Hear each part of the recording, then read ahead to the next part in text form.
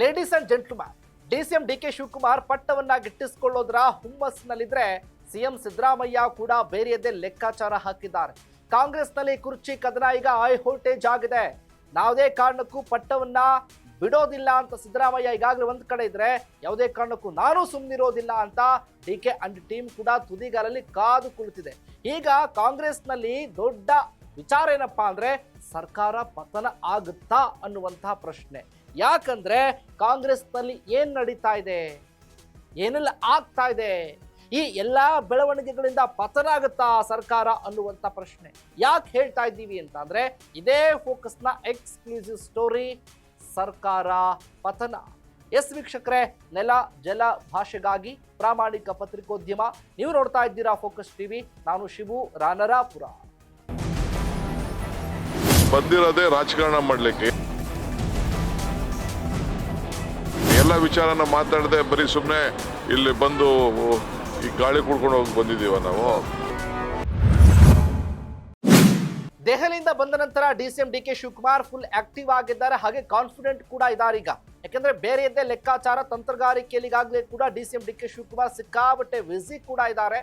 ಆ ನಿಟ್ಟಿನಲ್ಲಿ ಸಿದ್ದರಾಮಯ್ಯ ಕೂಡ ಎಲ್ಲೂ ಹೇಳಿಲ್ಲ ನಾನು ಸಿಎಂ ಸ್ಥಾನವನ್ನ ತ್ಯಾಗ ಮಾಡ್ತೀನಿ, ಕುರ್ಚಿನ ಬಿಟ್ಕೊಡ್ತೀನಿ ಅಂತ ಎಲ್ಲೂ ಕೂಡ ಹೇಳಿಲ್ಲ. ಆದ್ರೂ ತೆರೆಮರೆಯ ಕಸರತ್ತನ್ನ ನಿರಂತರವಾಗಿ ಡಿಕೆ ಅಂಡ್ ಟೀಮ್ ಕೂಡ ಮಾಡ್ತಾ ಇದೆ. ಇದರ ಜೊತೆಗೆ ಸಿದ್ದರಾಮಯ್ಯವ್ರನ್ನ ಉಳಿಸ್ಕೊಳ್ಳುವ ಕಾಪಾಡಿಕೊಳ್ಳುವ ಲೆಕ್ಕಾಚಾರ ಕೂಡ ಸಿದ್ದು ಬಣದಲ್ಲೂ ಜೋರಾಗಿದೆ. ಈ ವಿಚಾರಕ್ಕೆ ಗಮನಿಸೋದಾದ್ರೆ ನೋಡಿ, ಸಿದ್ದರಾಮಯ್ಯ ಕೂಡ ಎಲ್ಲೂ ಇದುವರೆಗೂ ಕೂಡ ನಾನು ಸ್ಥಾನವನ್ನ ಬಿಟ್ಕೊಡ್ತೀನಿ ಮಾತುಕತೆ ಆಗಿದೆ ಅಂತ ಎಲ್ಲೂ ಕೂಡ ಹೇಳಿಲ್ಲ. ಆದ್ರೆ ಡಿಕೆ ಬಣದಲ್ಲಿ, ಸಿದ್ದರಾಮಯ್ಯವರ ಬಣದಲ್ಲಿ ಮಾತುಗಳು, ಹೇಳಿಕೆಗಳು ಜೋರಾಗಿದೆ. ಇದು ಎಲ್ಲೋ ಒಂದು ಕಡೆ ಪಕ್ಷಕ್ಕೆ ಡ್ಯಾಮೇಜ್ ಆಗುತ್ತೆ. ಉದಾಹರಣೆಗೆ ಸಿಎಂ ಬಣದಲ್ಲಿ ಈಗಾಗಲೇ HSC ಮಹದೇವಪ್ಪ ಯಾವುದೇ ಬದಲಾವಣೆ ಇಲ್ಲ, ಹೈಕಮಾಂಡ್ ಮಟ್ಟದಲ್ಲೂ ಕೂಡ ಯಾವುದೇ ಬದಲಾವಣೆ ಇಲ್ಲ ಅಂತ ಹೇಳಿದ್ದಾರೆ.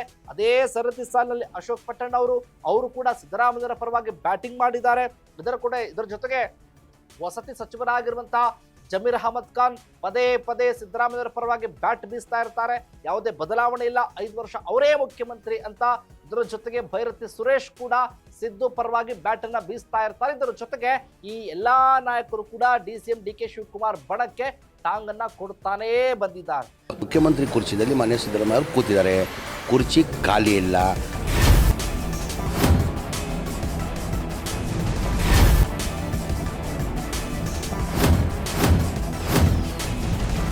ಶಿವಕುಮಾರ್ ಅವ್ರಿಗೊಂದು ಅವಕಾಶ ಬೇಕು ಅನ್ನೋದನ್ನ ಮನಸ್ಸಲ್ಲಿ ಎಲ್ಲರೂ ತುಂಬಿಕೊಂಡು,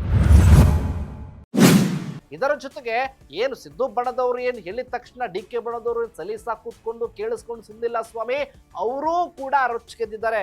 ಅದರಲ್ಲಿ ರಾಮನಗರದ ಶಾಸಕ ಇಕ್ಬಾಲ್ ಹುಸೇನ್ ಪ್ರತಿ ಬಾರಿ ಬರೋದು, ಡಿಸಿಎಂ ಡಿಕೆ ಶಿವಕುಮಾರ್ ಮುಖ್ಯಮಂತ್ರಿ ಆಗ್ತಾರೆ ಅಂತ ಡೇಟ್ ಹೇಳೋದು, ಅನೌನ್ಸ್ ಹೇಳೋದು. ಇದರ ಜೊತೆಗೆ ಕಾಲ ಸನ್ನಿಹಿತವಾಗಿದೆ, ಬಂದ್ಬಿಟ್ಟಿದೆ, ಈ ಬಾರಿ ಮಿಸ್ಸೇ ಆಗೋದಿಲ್ಲ ಅನ್ನುವಂತ ದ್ವಂದ್ವ ಹೇಳಿಕೆಗಳನ್ನ ಕೊಡೋದು ಕೂಡ ಇಲ್ಲಿ ಪಕ್ಷಕ್ಕೆ ಡ್ಯಾಮೇಜ್ ಆಗ್ತಾ ಇರೋದು. ಒಂದ್ ಕಡೆ ಸಿದ್ದು ಬಣ, ಈಗ ಡಿಸಿಎಂ ಡಿಕೆ ಶಿವಕುಮಾರ್ ಬಣದವರು ಅದಕ್ಕೆ ಪ್ರತ್ಯುತ್ತರ ವಾಗ್ ಬಾಣವನ್ನ ಬಿಡ್ತಾ ಇದ್ದಾರೆ. ಇಕ್ಬಾಲ್ ಹುಸೇನ್ ಆಗಿರ್ಬೋದು, ತನ್ವೀರ್ ಸೇಠ್ ಆಗಿರ್ಬೋದು, ಇದರ ಜೊತೆಗೆ ಕುಣಿಗಲ್ನ ಶಾಸಕ ರಂಗನಾಥ್ ಆಗಿರ್ಬೋದು, ಲಕ್ಷ್ಮೀ ಹೆಬ್ಬಾಳ್ಕರ್ ಅವರ ಸಹೋದರ ಅವರು ಕೂಡ ಹೇಳಿಕೆಯನ್ನ ಕೊಡೋದು.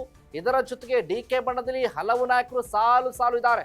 ಇವತ್ತು ಮಂಡ್ಯದ ಶಾಸಕರು ಗಣಿಗ ರವಿ ಅವರು ಕೂಡ ತಮ್ಮ ನಾಲಿಗೆನ ಹರಿಬಿಟ್ಟು ಮಾತನಾಡಿದ್ದಾರೆ. ನಮ್ದು ಭಾರತ ದೇಶ, ನಾವು ಐರ್ಲೆಂಡ್ ಅಲ್ಲ, ಗೆದ್ದೇ ಗೆಲ್ತೀವಿ ನಾವು ಅನ್ನೋ ಲೆಕ್ಕಾಚಾರದಲ್ಲಿ ಏನ್ ಸಂದೇಶ ಕೊಟ್ರು. ಕೊಡು ಒಂದ್ ಕಡೆ ಡಿಸಿಎಂ ಬಣ, ಇನ್ನೊಂದ್ ಕಡೆ ಸಿಎಂ ಬಣ.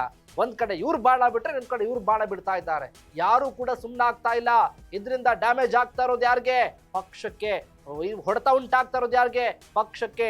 ಇವರಿವರ ಗುದ್ದಾಟ, ಇವರಿವರ ಹಗ್ಗ ಜಗ್ಗಾಟ, ಇವರಿವರ ಪ್ರತಿಷ್ಠೆ, ಕುರ್ಚಿಗಾಗಿ ಕಾದಾಟ ಎಲ್ಲ ಆಗ್ತಾ ಇದೆಯಲ್ಲ, ಇದು ಪಕ್ಷಕ್ಕೆ ಡ್ಯಾಮೇಜ್ ಆಗುತ್ತೆ.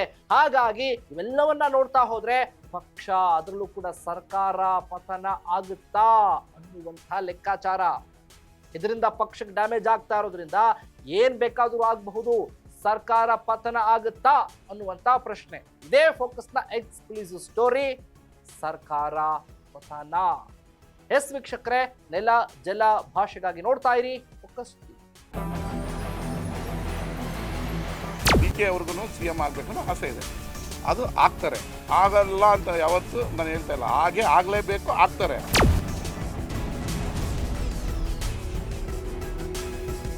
ನಮ್ಮ ಪಕ್ಷದಿಂದನೇ CM ಆಗ್ತಾರೆ DK ಶಿವಕುಮಾರ್ ಅವರು.